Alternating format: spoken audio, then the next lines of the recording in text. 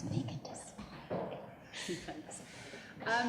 Hi, that was a really lovely introduction from Michael. So I'm going to similarly talk on quite a sort of personal note about how I've experienced sort of being a woman in science and some of the choices I've made from when I first chose to do chemistry all the way through to the sort of job I'm doing now. So, like a lot of people now that are at university, I was the first person to go to university. So both my mother and father were both business people, so we're very successful, quite different fields.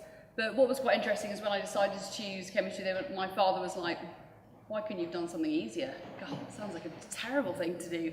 So that was quite shocking. My brother has gone into real estate and property development, so my dad understood that, but you know, what are you doing? Chemistry? God, that sounds very difficult.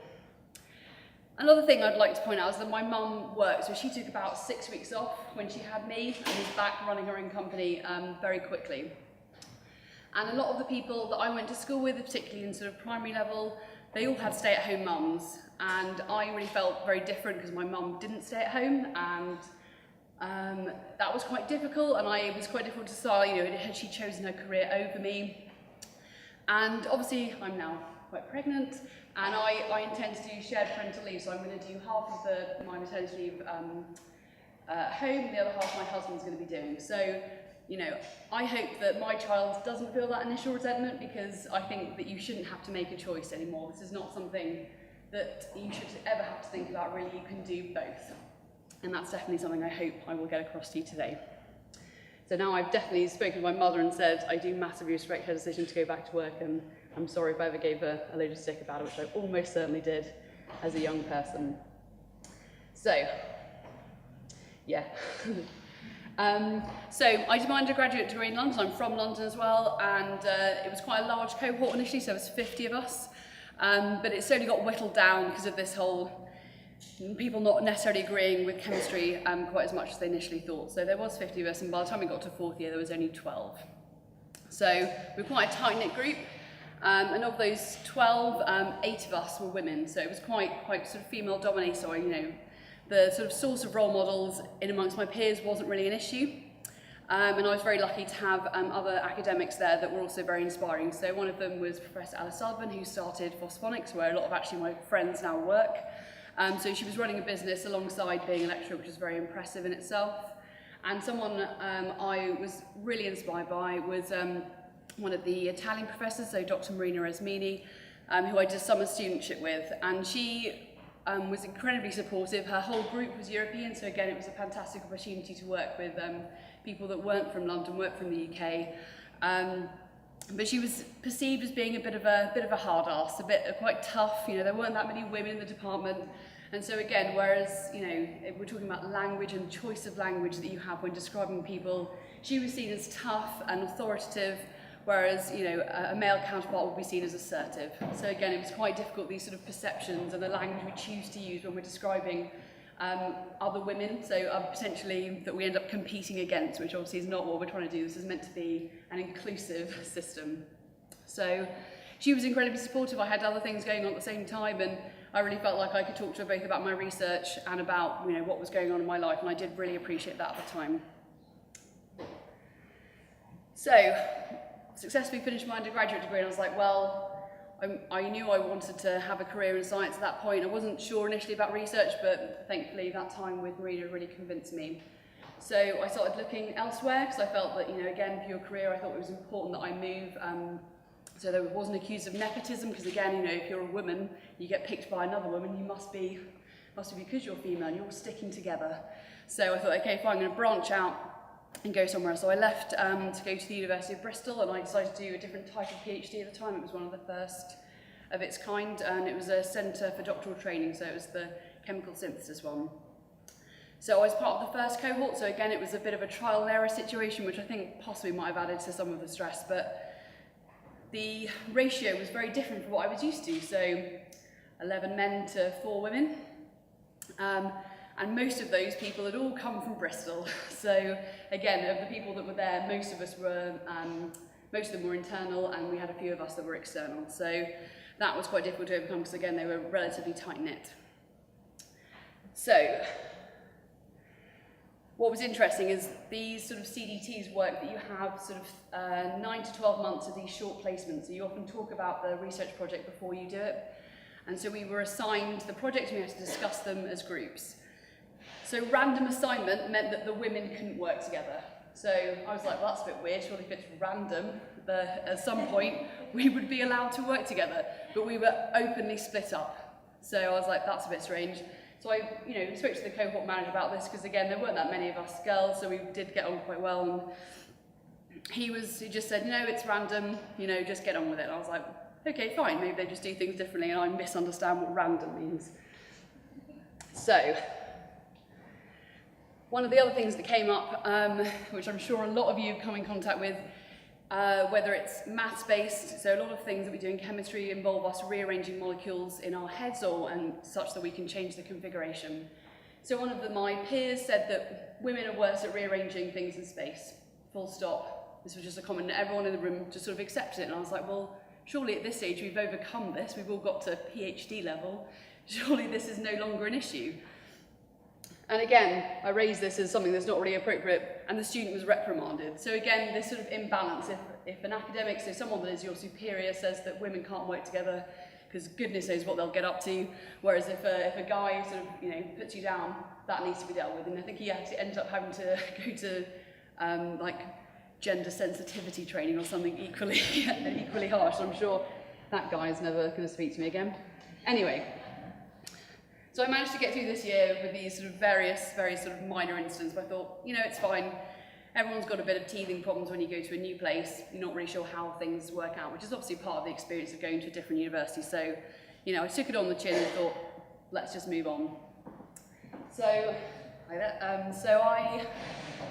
I started doing, for my undergraduate, it was very much sort of med-chem chemistry, and I decided by the time I did my 3 rotations to completely switch teams and go for inorganic catalysis. So it's quite different types of chemistry.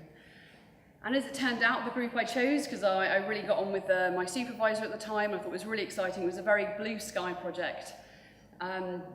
Joined his group, and there was actually 23 of us, so some of us were doing chemical engineering, some of us were doing straight chemistry. There was only one other female there. And I was like, oh, that's a bit strange, but didn't think much of it.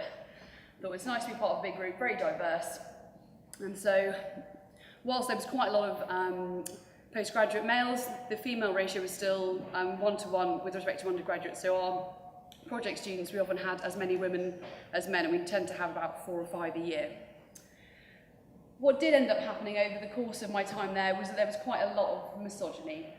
So again, very much like our first speaker, I have a brother, I take a lot of things on the chin, I appreciate that people have different sense of humours, etc.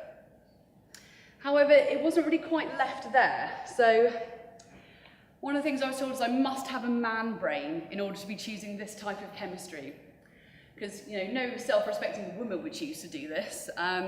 So anything I liked, whether it was films, music, this is man music. Why are you even considering this? It just means that you're basically a male. And again, I just laughed it off, and it's fine. Obviously, he was trying to be funny. And we had a Secret Santa one year, and I got him an anti-misogyny kit. So in the event of misogyny, break glass, and there was all various bits of equipment in there that I felt that he really needed to be exposed to. But again, I can take a joke as much as the next person. Unfortunately, he didn't leave it with me. He then started targeting the undergraduates because he felt that they might be easier bait.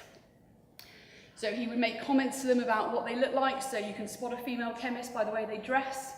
So the fact they dress in a manly-like manner, you can spot them from a distance. So I was like, oh, that's not very appropriate. And these were, as you say, the leaky pipeline. We've got these excellent chemists. And they were just saying, well, if this is what it's like to work in research, this isn't for me. And I just thought, well, that's not okay. That was the point. I can take it, it's fine. But if you're physically putting people off choosing to stay in science, that's when it stops being all right. It stops being funny, and it's something that needs to be dealt with. So I approached my supervisor, and he said, that's just who he is. I can't change him. Just get on with it. They'll be fine. And I was like, well, okay. Don't quite agree with that. So I went to the head of admissions, who was one of the 2 female academics in the entirety of our 400 people to person department, and she said it's banter, and that they should just, deal with it. They should get on with it. and move on and stop being so sensitive. So I was a bit at a loss as to what to do. I could take it, but as you said, everyone's made differently, so these women were finding it a really big problem, and they didn't want to come into the lab. They were often rated. I don't know if it was on their appearance or just their abilities. They were often referred to by number and not name, and this was all seen to be hilarious. This was a funny thing that you could do to torture the undergraduates. And I just didn't think this was okay. This is not the environment that I thought was acceptable.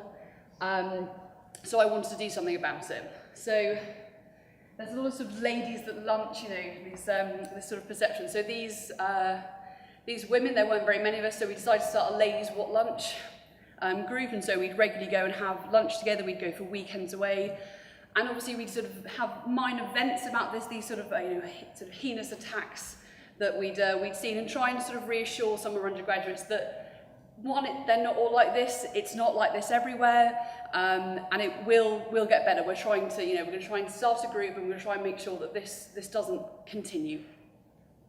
So I felt obviously this was very suitable for our postgraduate, but I needed to do a bit more for our undergraduates, and I did a lot of work with third years. So I wanted to make sure that they stayed on to fourth year and beyond. So I started a women's science group. Because of the numbers that I was talking about there's only 2 female postgraduate, also 2 female professors. Only one of them was a professor, one of them was a lecturer.